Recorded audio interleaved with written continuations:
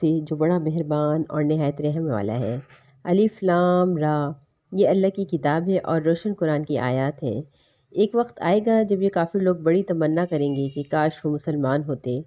اے پیغمبر، انہیں ان کی حالت پر چھوڑ دو کہ یہ خوب کھا لیں، مزے اڑا لیں اور خیالی امیدیں انہیں غفلت میں ڈالنے رکھیں، کیونکہ عن قریب انہیں پتہ چل جائے گا کہ حقیقت کیا ہے۔ اور ہم نے جس کسی بستی کو ہلاک کیا تھا اس کے لیے ایک معین وقت لکھا ہوا تھا۔ کوئی قوم اپنے معین وقت سے نہ پہلے ہلاک ہوتی ہے اور نہ اس سے آگے جا سکتی ہے۔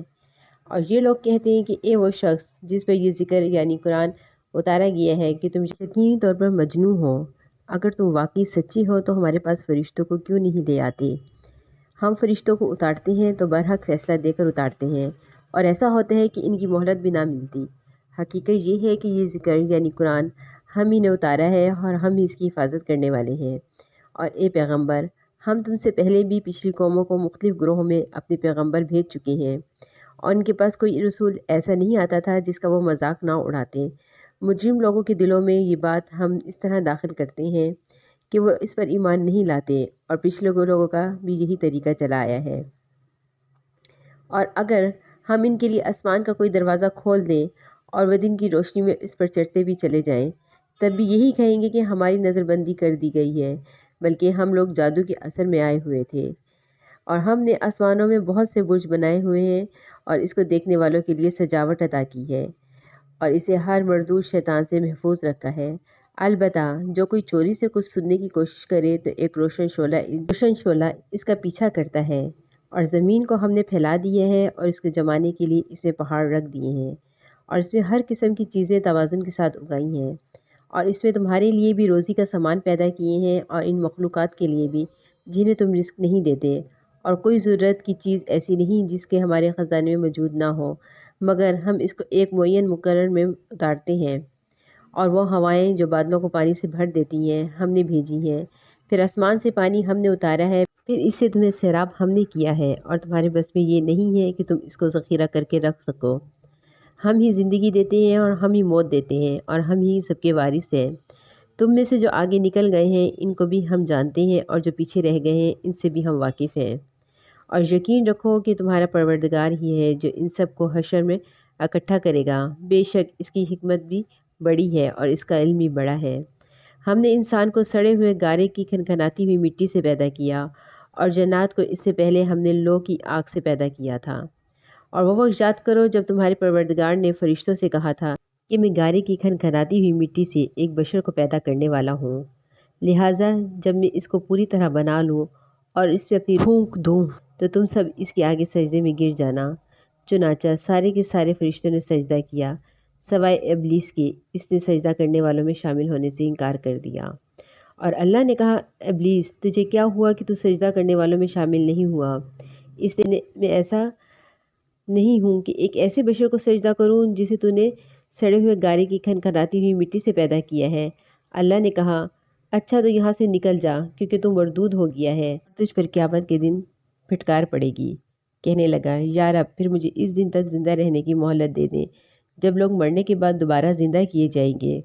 اللہ نے فرمایا کہ جا، پھر تجھے مہلت دے دی گئی، مگر ایک ایسی میعاد کے دن تک جو ہمیں معلوم ہے۔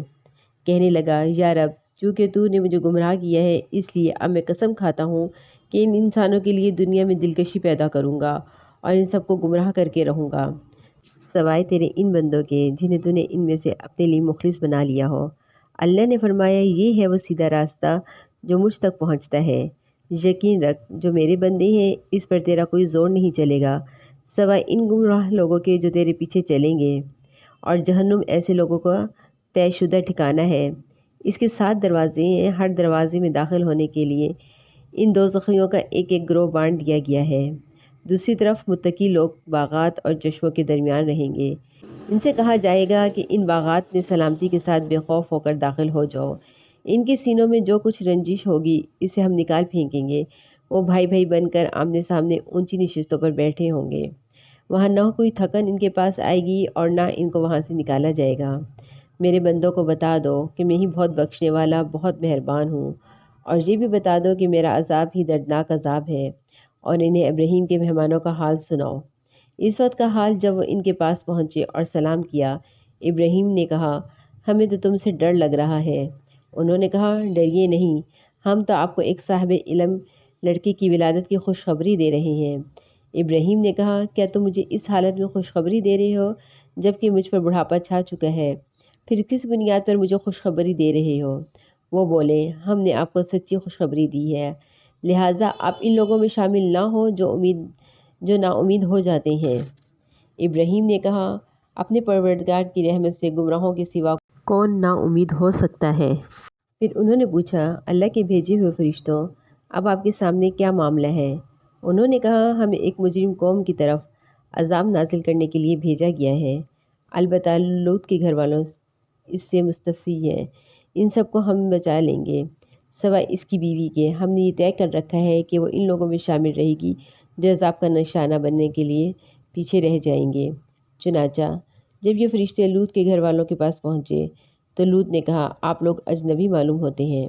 انہوں نے کہا، نہیں، بلکہ ہم آپ کے پاس وہ عذاب لے کر آئے ہیں جس میں یہ لوگ شک کیا کرتے تھے۔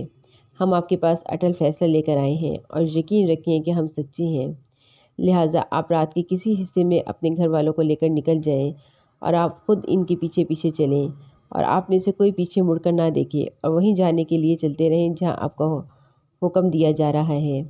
اور اس طرح ہم نے لوط تک اپنا فیصلہ پہنچا دیا کہ صبح ہوتے ہی ان لوگوں کی جڑ کاٹ کر رکھ دی جائے گی، اور شہر والے خوشی مناتے ہوئے لوط کے پاس آ پہنچے۔ لوط نے ان سے کہا کہ یہ لوگ میرے مہمان ہیں، لہٰذا مجھے رسوا نہ کرو اور اللہ سے ڈرو اور مجھے ذلیل نہ کرو۔ کہنے لگے، کیا ہم نے آپ کو پہلے ہی دنیا جہاں کے لوگوں کو مہمان بنانے سے منع نہیں کر رکھا تھا؟ لوط نے کہا، اگر تم میرے کہنے پر عمل کرو تو یہ میری بیٹیاں جو تمہارے نکاح میں ہیں تمہارے پاس موجود ہی ہیں۔ اے پیغمبر، تمہاری زندگی کی قسم، حقیقت یہ ہے کہ وہ لوگ اپنی بدنصیبی میں اندھے بنے ہوئے تھے۔ چنانچہ سورج نکلتے ہی ان کو جھنکھاڑ نے آ پکڑا، پھر ہم نے اس زمین کو تہ بالا کر کے رکھ دیا اور اس پر پکی مٹی کے پتھروں کی بارش برسا دی۔ حقیقت یہ ہے کہ اس سارے واقعے میں ان لوگوں کے لیے بڑی نشانیاں ہیں جو عبرت کی نگاہ سے دیکھتے ہیں، اور یہ بستیاں ایک ایسے راستے پر واقع ہیں جس پر لوگ مستقل چلتے رہتے ہیں۔ یقیناً اس میں ایمان والوں کے لیے بڑی عبرت ہے، اور ایک کے باشندے بھی بڑے ظالم تھے۔ چنانچہ ہم نے ان سے بھی انتقام لیا، اور ان دونوں قوموں کی بستیاں کھلی شاہراہ پر واقع ہیں، اور ہجر کے باشندوں نے بھی پیغمبروں کو جھٹلایا، اور ہم نے اس کو اپنی نشانیاں دیں تو وہ ان سے منہ موڑے رہے، اور وہ پہاڑوں کو تراش تراش کر بے خوف و خطر مکان بنایا کرتے تھے۔ آخر انہیں صبح صبح ایک چنگھاڑ نے آ پکڑا، اور نتیجہ یہ ہوا کہ جس ہنر سے وہ کمائی کرتے تھے وہ ان کے کچھ کام نہ آیا، اور ہم نے آسمانوں اور زمینوں کو اور ان کے درمیان جو کچھ ہے اس کو کسی برحق مقصد کے بغیر پیدا نہیں کیا، اور قیامت کی گھڑی آ کر رہے گی، لہٰذا اے پیغمبر، ان کافروں کے طرز عمل پر خوبصورتی کے ساتھ درگزر سے کام لو۔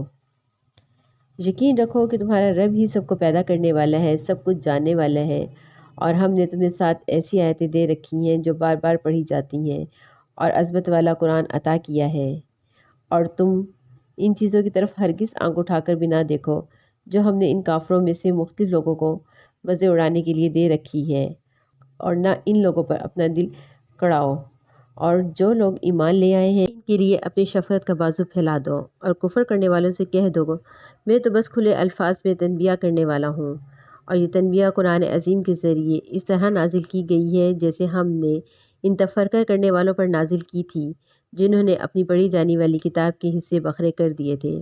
چنانچہ تمہارے رب کی قسم، ہم ایک ایک کر کے ان سب سے پوچھیں گے کہ وہ کیا کیا کرتے تھے، لہٰذا جس بات کا تمہیں حکم دیا جا رہا ہے اسے علی اعلان لوگوں کو سنا دو، اور جو لوگ پھر بھی شرک کریں ان کی پرواہ مت کرو۔ یقین رکھو ہم تمہاری طرف سے ان لوگوں سے نمٹنے کے لیے کافی ہیں جو تمہارا مذاق اڑاتے ہیں، جنہوں نے اللہ کے سوا کوئی اور معبود گھڑ رکھا ہے، چنانچہ ان قریب انہیں سب پتہ چل جائے گا۔ یقیناً ہم جانتے ہیں کہ جو باتیں یہ بناتے ہیں ان سے تمہارا دل تنگ ہوتا ہے، تو اس کا علاج یہ ہے کہ تم اپنے پروردگار کی حمد کے ساتھ اس کی تسبیح کرتے رہو اور سجدہ بجا لانے والوں میں شامل رہو، اور اپنے پروردگار کی عبادت کرتے رہو یہاں تک کہ تم پر وہ چیز آ جائے جس کا آنا یقینی ہے۔